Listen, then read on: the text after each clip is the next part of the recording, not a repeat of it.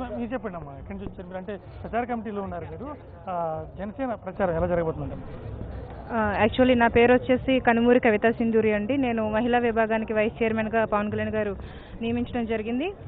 ఏదైతే ఇప్పుడు మాదాసు గంగాధర్ గారు చెప్పారో అవన్నీ స్పష్టంగా స్వచ్ఛమైన నిజాలు, మా మనసులో ఉన్న మాటలు ఆయన నోట్లోంచి వచ్చినందుకు మాకు చాలా ఆనందంగా ఉంది. ఈరోజు మతాన్ని, కులాన్ని ఒక సామాజిక వర్గానికి చెందిన పార్టీగా ఎవరైనా ముద్ర వేయదలుచుకుంటే దానికి సజీవ సాక్ష్యం నేను ఒక క్షత్రియ సామాజిక వర్గానికి చెందిన అమ్మాయిని. 6 నెలల క్రితం భీమవరం వచ్చినప్పుడు ఆయన్ని చూసి నేను చాలా ఇన్స్పైర్ అయ్యాను. ఇలాంటి వ్యక్తి రాజకీయాల్లోకి రావటం అంటే ప్రజల అదృష్టం అని చెప్పి నేను తలంచి ఆయన కోసం పనిచేయడం జరిగింది.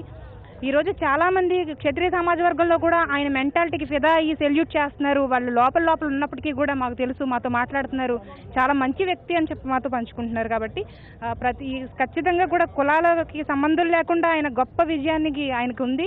సైలెంట్ ఓటింగ్ అనేది ఖచ్చితంగా ఉందండి. మహిళలకు ఆయన ఇచ్చిన గౌరవం ప్రపంచంలో ఏ నాయకుడు ఇంతవరకు ఇవ్వలేదు.